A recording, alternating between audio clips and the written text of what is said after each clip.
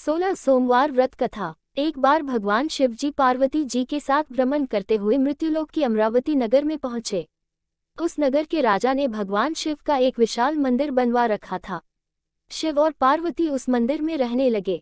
एक दिन पार्वती ने भगवान शिव से कहा, हे प्राणनाथ, आज मेरी चौस खेलने की इच्छा हो रही है। पार्वती की इच्छा जानकर शिव पार्वती के साथ चौस खेलने बैठ गए। खेल प्रारंभ होते ही उस मंदिर का पुजारी वहां आ गया।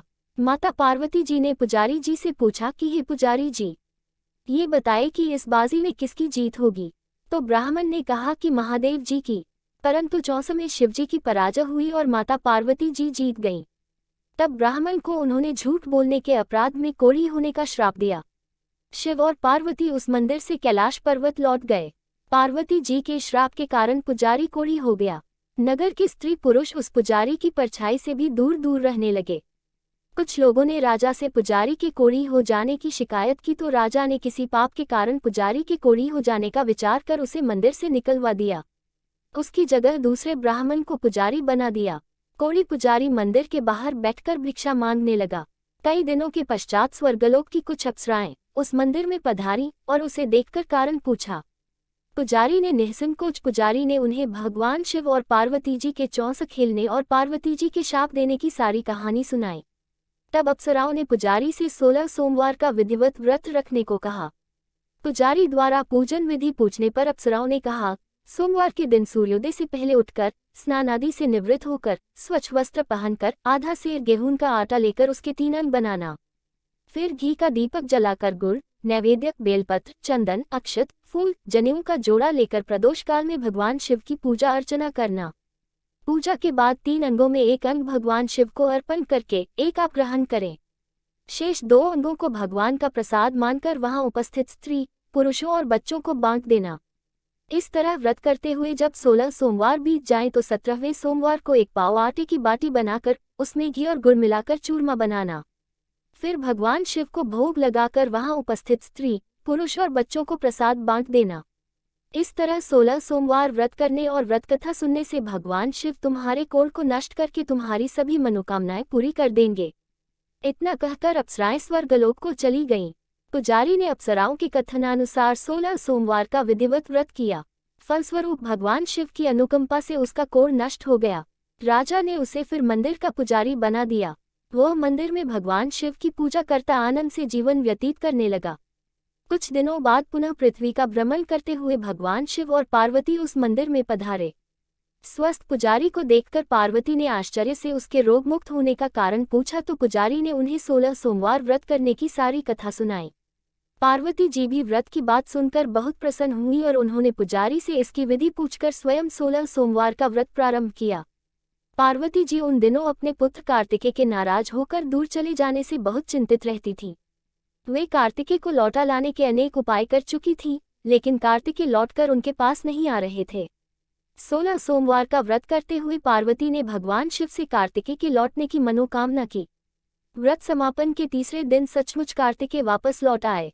कार्तिकेय ने अपने हृदय परिवर्तन के संबंध में पार्वती जी से पूछा, हे माता, आपने ऐसा कौन सा उपाय किया था जिससे मेरा क्रोध नष्ट हो गया और मैं वापस लौट आया।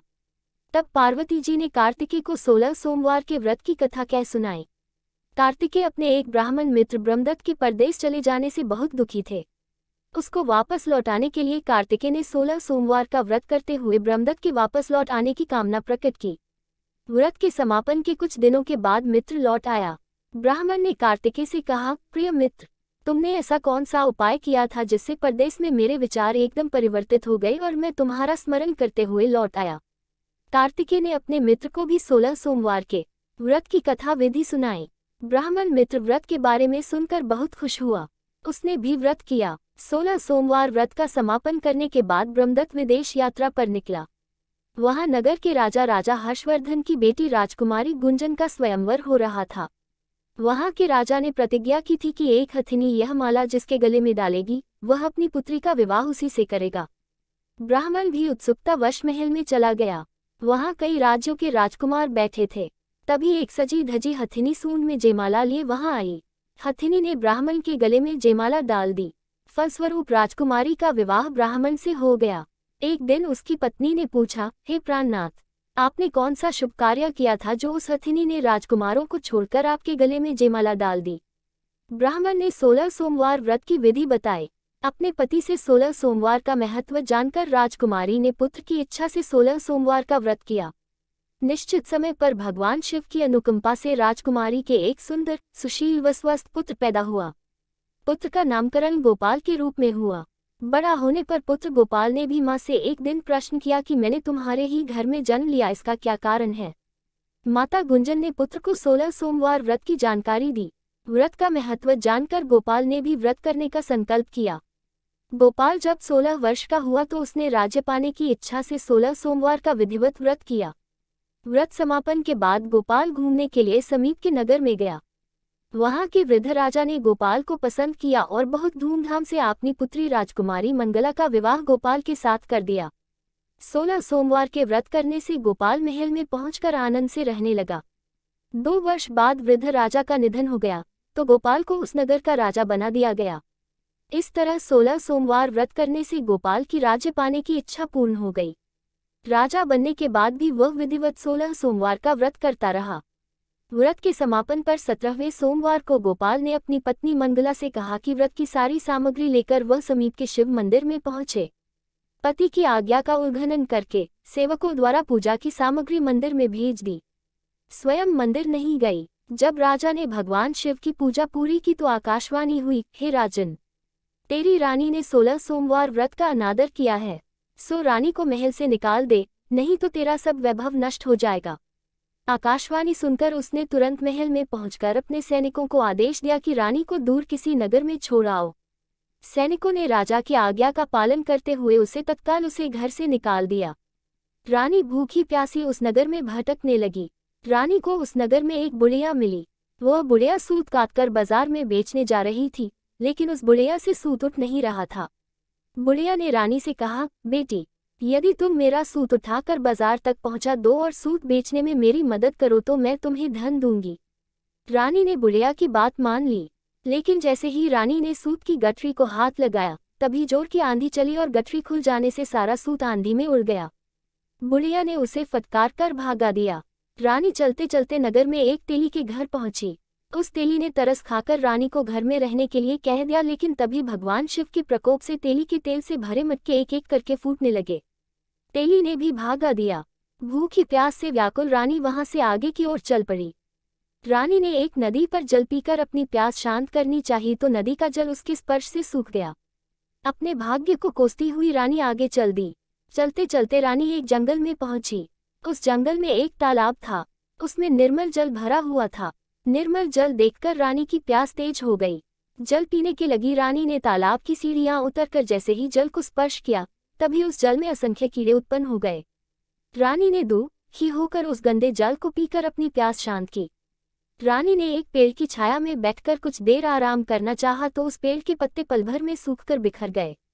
रानी दूसरे पेड़ के नीचे जाकर बैठी। जिस पेड़ के नीचे बैठती वही सूख जाता। वन और सरोवर की ये दशा देखकर वहां के ग्वाले बहुत हैरान हुए। ग्वाले रानी को समीप के मंदिर में पुजारी जी के पास ले गए। रानी के चेहरे को देखकर ही पुजारी जान गए कि रानी अवश्य किसी बड़े घर की है।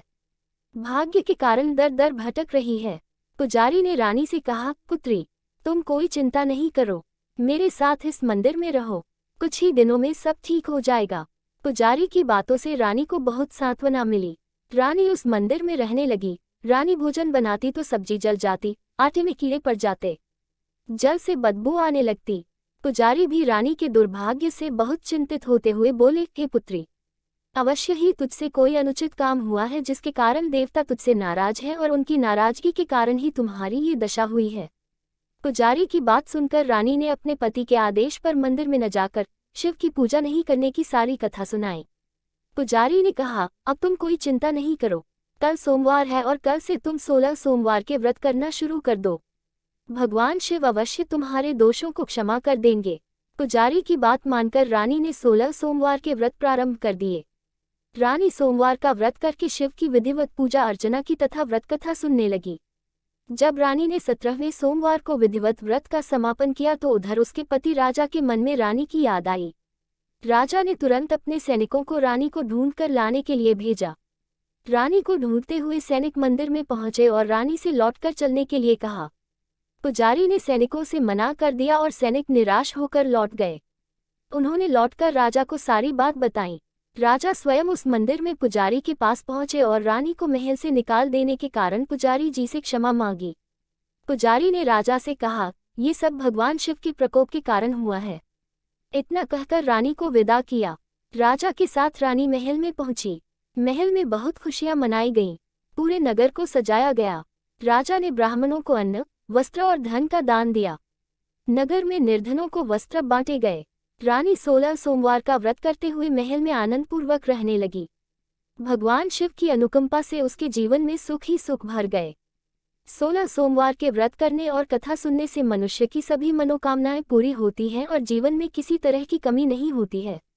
स्त्री पुरुष आनंदपूर्वक जीवन यापन करते हुए मोक्ष को प्राप्त करते हैं।